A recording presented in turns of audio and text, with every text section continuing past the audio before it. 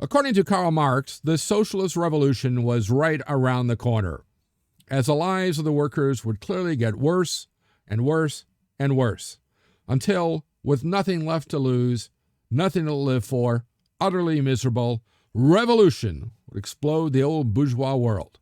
And yet, it didn't. Why is that? Why was that? Did sports and sporting events have anything to do with it? These and other questions will be answered right after this.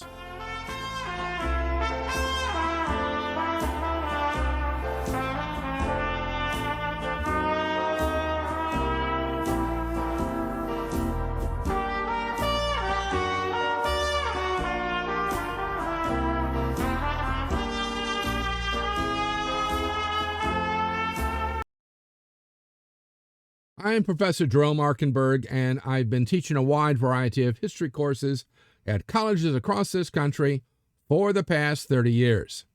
In this video, I'm going to tell you about the rise of sports in the late 19th century, including cricket, rugby, soccer, or as the rest of the world calls it, football, baseball, American football, hockey, basketball, softball, volleyball, swimming, rowing, boating, yachting, golf, tennis, track and field, cycling, auto racing, and the Olympics, both summer and winter. At the end, I'll have the wrap-up quote on this video. But first, make sure to click like, share, and especially subscribe, and that little bell thingy, so I continue to bring you more great videos just like this one.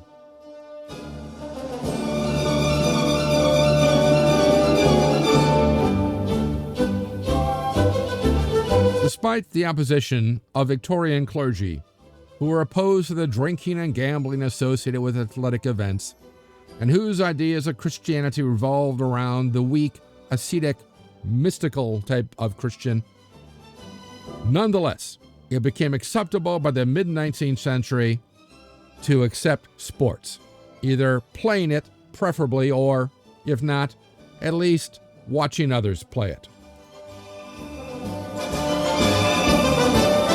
The Industrial Revolution made athletic uniforms, equipment, and shoes affordable, as well as tonics and ointments, which appeared to deal with sore muscles.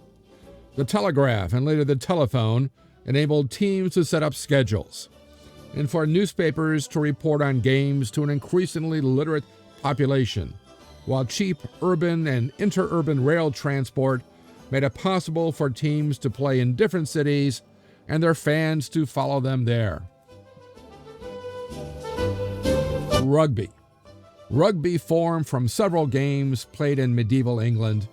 The modern game stems from a version codified in 1845 by headmaster Thomas Arnold of Rugby School, whom you see here, which soon spread to other English public schools and factory workers, with the first league, Rugby Football Union, forming in 1871. Soccer, or of course as the rest of the world knows it as football, appeared in 1863 as a rugby offshoot, popular among British clerks and workers who could play it during lunch breaks without getting their nice clothes dirty, while British soldiers and clerks then spread it to Latin America by 1867 and the rest of Europe by 1870. The first FA Cup was held in 1872, and here, of course, is a picture of the first winning championship FA Cup team. The Football League appeared in 1888 to contest the cup, and in 1904, FIFA became the international governing body.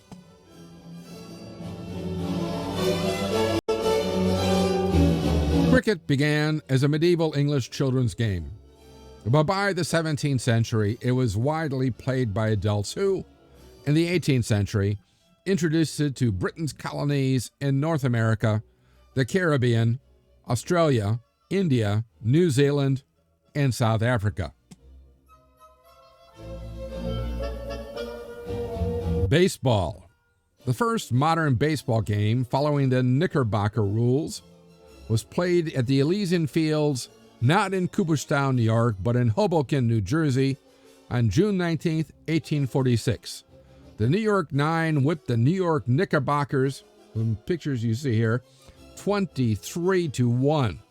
Wow, no mercy rules back then. In 1857, the National Association of Baseball Players, or the NABBP, formed and spread during the Civil War outwards from New York. By 1867, over 400 clubs were members. And look, you see here, there are no baseball gloves as yet. And along with the Brooklyn Excelsiors. In 1869, the Cincinnati Red Stockings, whom you see here, became the first professional club, but disbanded after 2 seasons.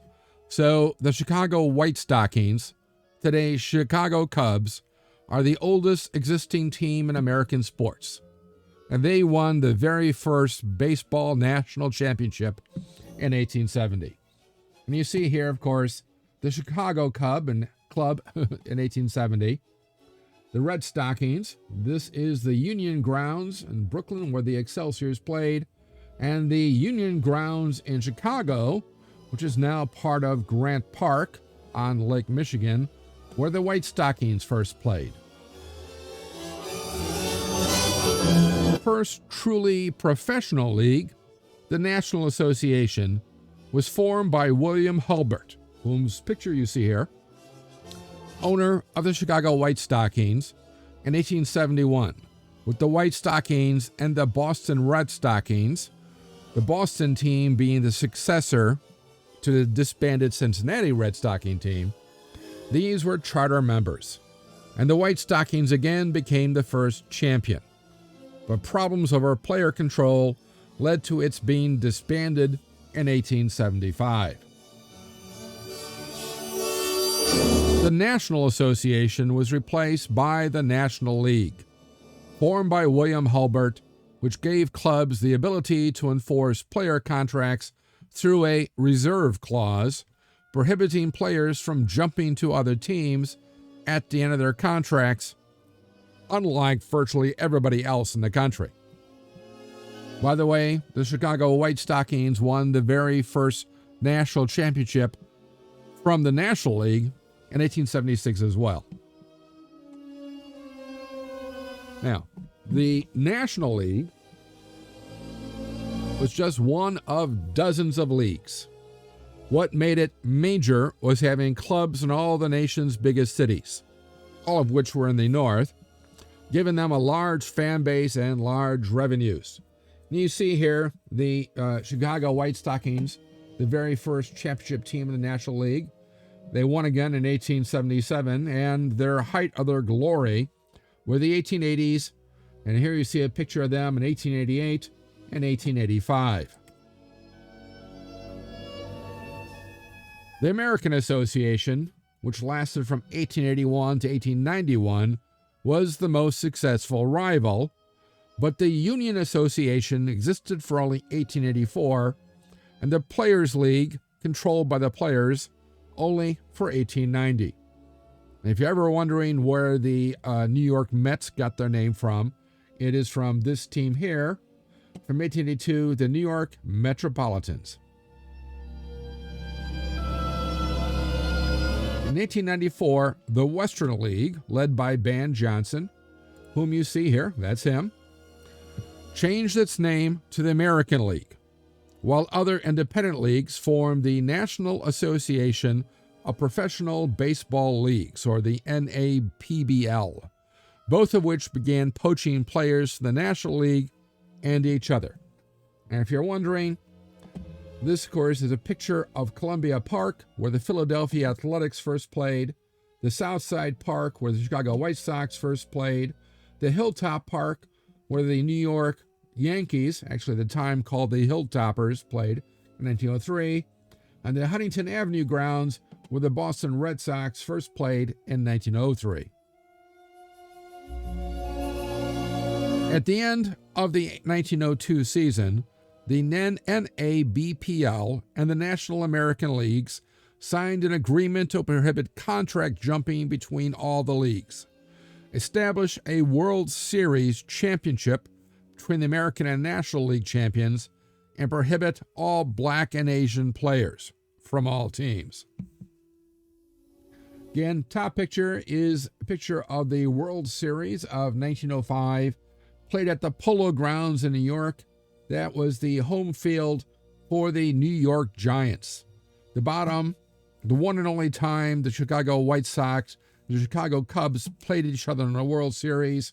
This is the White Sox original park, Southside Park, and this was the Cubs' second stadium, the West Side Grounds, both of whose pictures are from 1906. Here, of course, is another picture, a color-tinted postcard of the Cubs versus Giants in 1908, of what the Cubs' West Side Grounds looked like. It is now covered by the University of Illinois at Chicago. Now, up until 1920, revenue was low. In 1910, attendance, for example, averaged only 8,765 people per game, and balls were expensive, $90 a ball in today's prices. So one ball was used for an entire game, leading to low-scoring games where home runs were rare and singles, bunts, stolen bases, etc., the norm. Softball. Softball was invented in Chicago in 1887 by George Hancock as a way to play baseball indoors, which Chicago has its bad weather in the winter, to play baseball indoors with a 16-inch ball, which remains popular in the Chicago area to this very day, while in Minneapolis in 1895, Louis Rober invented the 12-inch softball for outdoor use, which quickly became more popular than the 16-inch version, spreading across America and Canada by the 1930s. Football, American football. Football emerged as a rugby variant at Harvard in the 1860s, with the first intercollegiate game played between Rutgers and Princeton in 1869. But the modern game only appeared with changes made by Yale's coach Walter Camp in the 1880s, whom you see here. Notice the different types.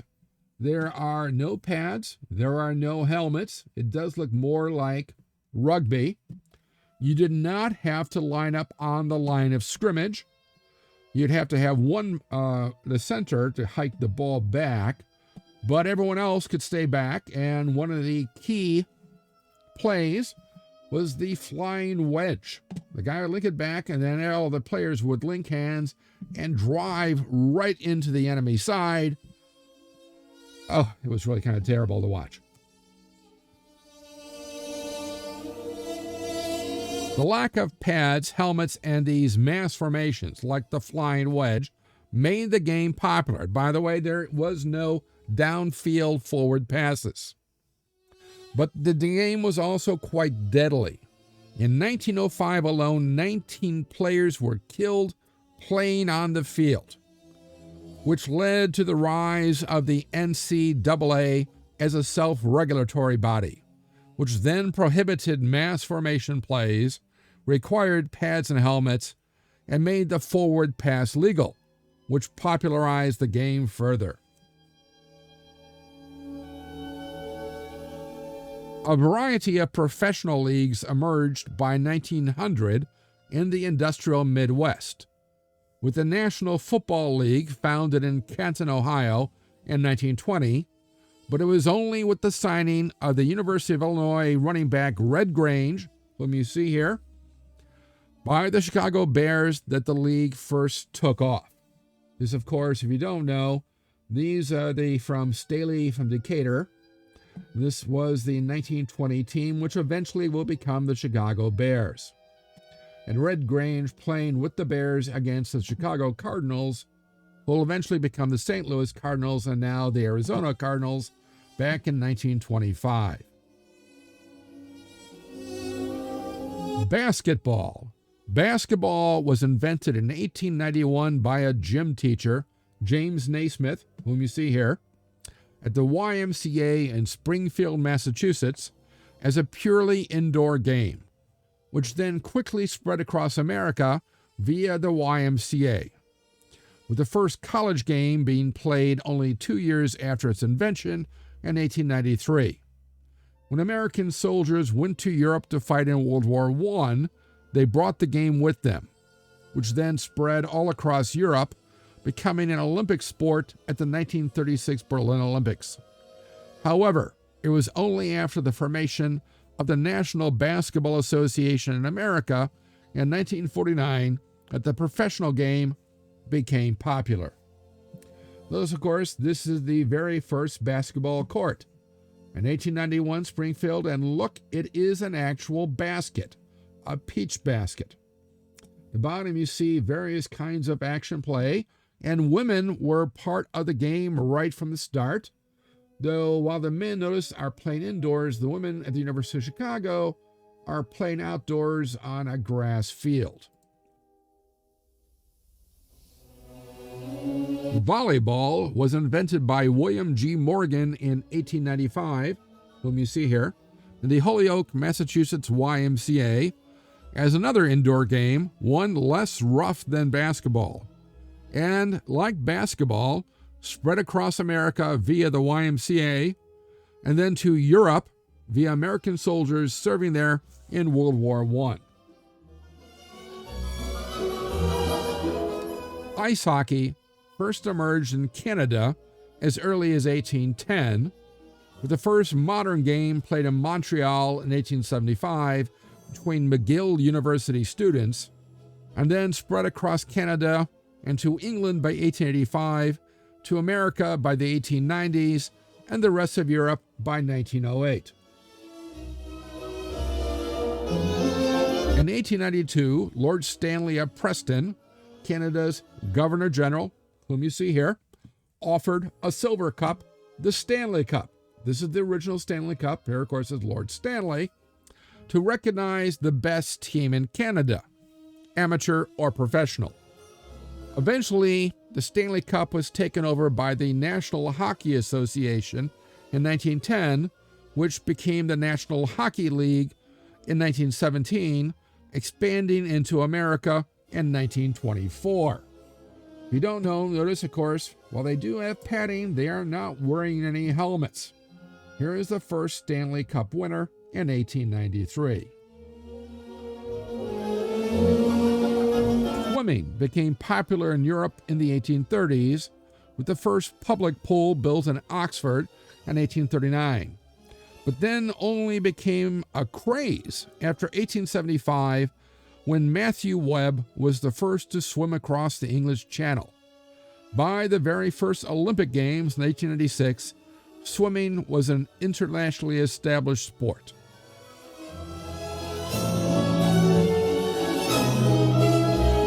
Competitive rowing began in the 18th century on London's Thames River among ferrymen, then spread to the English public schools. The first race of Oxford versus Cambridge in 1829, and in America, Harvard versus Yale in 1852. It was among the first sports offered at the 1896 Olympic Games in Greece.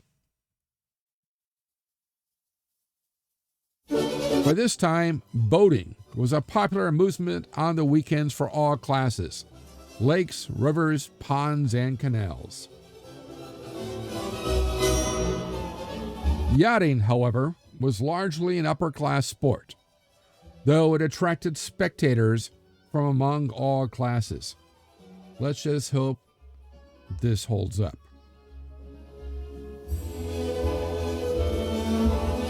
This was also true of tennis and golf, though by 1900 both had made inroads into the upper middle classes.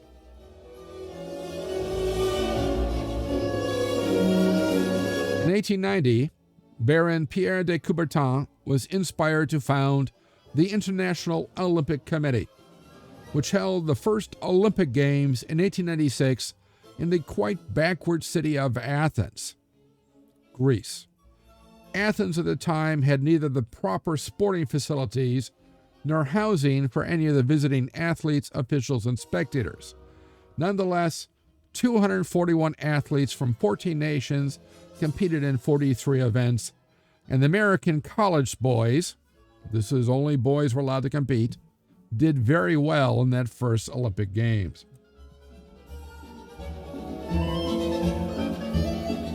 The 1900 Paris and 1904 St. Louis Olympic Games were but sideshows to world fairs in those cities, with the St. Louis Games spread out during the entire 6-month run of the 1904 St. Louis World's Fair. However, the 1908 London and 1912 Stockholm Games, where it was all confined to about a week or so, were the ones that truly popularized the Olympics. And yes, this is one of the first Olympic sports for women. Fun. This is at the 1908 Marathon where Pietri won the 1908 Marathon. He collapsed just short of the finish line. So British officials, trying to play as good sports, picked him up and carried him across the line.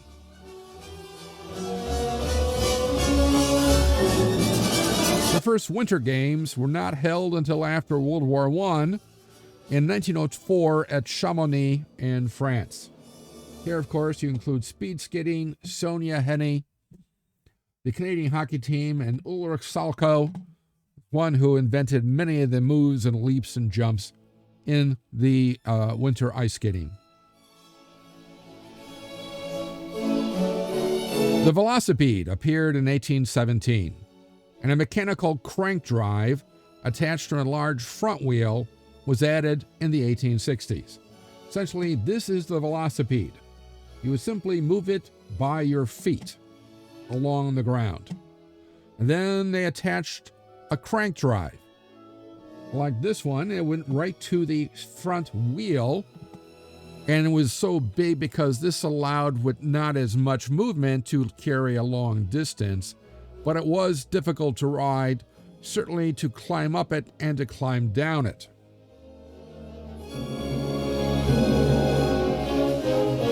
But then, after 1885, the cycling craze emerged when the safety bicycle was invented.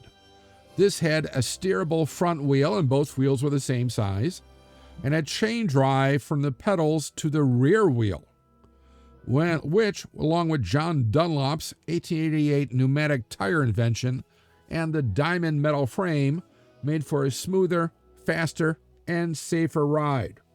And of course, the mockery here is where before, you, man, would spend your weekend reading the Daily Bosch or the Daily Bluff, the Daily Hustler newspaper. Now, he's out in the countryside, getting fresh air and some exercise. As bicycles became more popular, manufacturers rushed in, and since the parts were standard and simple, pioneered the assembly line. It wasn't Henry Ford, it were the bicycle manufacturers, which dramatically lowered bicycle prices so that it came into widespread use by the early 20th century for both transportation to and from work and for recreation. Bicycle touring clubs emerged for weekend or day riders, mostly working or lower middle classes, for whom neither horse nor carriage was affordable. But the bicycle was cheaper and required neither a stable nor food.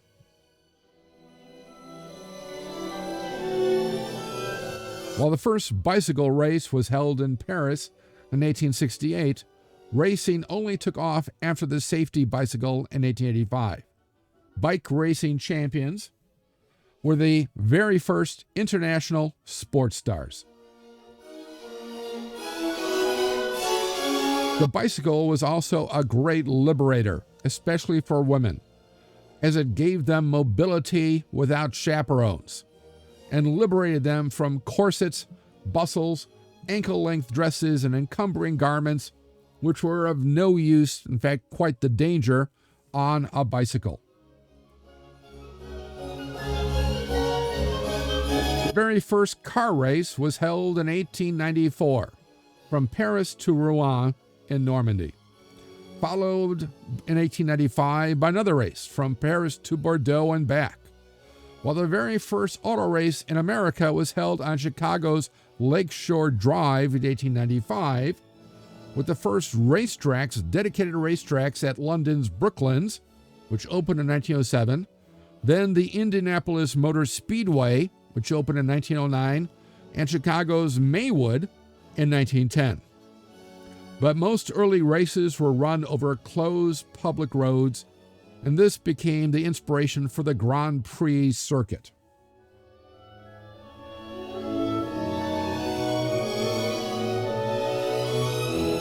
The wrap-up quote. The athletic revival of our time appears to have become so general throughout the country and to promise so much substantial improvement in our people, physically first, then intellectually and morally, that it is interesting to examine the circumstances and conditions of its progress.